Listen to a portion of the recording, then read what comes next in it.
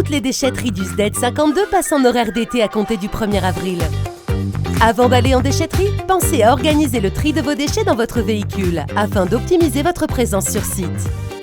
Retrouvez la déchetterie la plus proche de chez vous et ses horaires sur le site internet sded52.fr.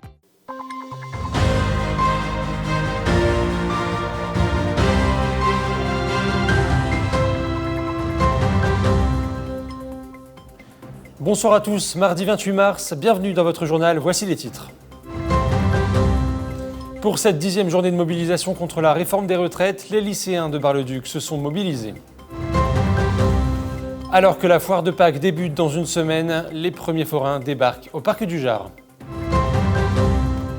Pour sa 13e édition, le Métallurgique Parc dévoile son programme à Dommartin-le-Franc.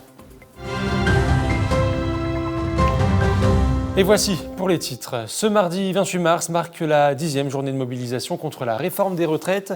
Encore une fois, plusieurs actions ont été menées, notamment à Bar-le-Duc, devant le lycée Poincaré, où les lycéens, accompagnés des syndicats, ont organisé une distribution de tracts. Brigitte Maestrassi. Aujourd'hui, il est annoncé qu'une grande partie de la jeunesse va entrer dans le mouvement. Et c'est vrai que c'est important. C'est important que les jeunes aussi réfléchissent à ces projets de loi qui tombent, qui sont imposés de force. L'âge de la retraite va continuer à augmenter de plus en plus, j'ai l'impression. Et c'est aussi par rapport à mes parents, parce que mes parents sont les premiers à subir cette réforme, parce qu'ils sont plus proches de l'âge de la retraite que moi. Et je pense que c'est aussi important de le faire pour eux. La retraite, elle augmente de plus en plus. Et je me dis là, comme ça augmente encore, je vais arriver à un âge où ça se trouve, la retraite, elle va être à 65, 66 ans. Et honnêtement, je ne me vois pas travailler jusqu'à cet âge-là, quoi. La foire de Pâques, événement incontournable à Saint-Dizier, approche. Quelques jours avant son lancement, les premiers forains s'installent et mettent tout en place pour aborder judicieusement l'événement. Un reportage de Thiago Kergovic. À l'entrée du Parc du Jard, le balai des camions et des caravanes. Les premiers forains de la foire de Pâques arrivent. Une longue installation les attend. Moi j'installe ma caravane, après il faut la déplier, après j'ai encore des autres caravanes à remettre, des remorques à ramener, donc il y a pour 2-3 jours d'installation. Pas de temps à perdre, tout doit être prêt pour le jour J. La foire de Pâques tient sa réputation, pas question de décevoir. Saint-Dizier c'est quand même la foire de Pâques qui existe depuis plusieurs années et elle est importante pour beaucoup de monde, même pour l'entourage, les personnes de Saint-Dizier adorent leur fête, nous aussi d'ailleurs. Et elle est importante pour tout le monde, pour la ville, pour tout le monde. Le Parc du Jard prévoit 130 emplacements de véhicules. Au total, c'est plus de 150 camions qui sont attendus. Tout doit être pensé pour assurer le bon déroulé de l'événement.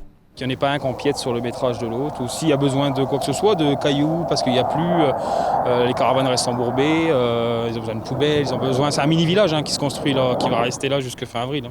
C'est un mini-village. Une véritable organisation pour la foire de Pâques, qui fête cette année sa 149e édition. Elle débutera le samedi 8 avril et se terminera le dimanche 23. Métallurgique Parc ouvrira ses portes le 7 avril prochain au public. À l'occasion de sa 13e saison, ce centre d'interprétation consacré à la métallurgie haut-marnaise a prévu un vaste programme riche en animation. Animation, musique, immersion dans le monde médiéval. Le responsable du centre nous explique au micro de Thiago Kergovic. Métallurgique Parc va rouvrir le 7 avril et dès le 8 avril, nous proposons un après-midi d'animation avec concerts, escape game, jeux et animations sur le thème de la biodiversité. Donc proposer quelque chose, un événement fort au public dès l'ouverture. Pendant les vacances de Pâques, le public pourra retrouver les ateliers médailles avec une session qui est programmée.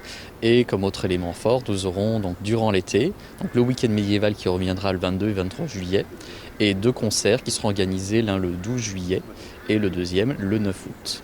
Et c'est la fin de cette édition. Merci à tous de l'avoir suivi. Dans un instant, vos prévisions météo. Très belle soirée à tous.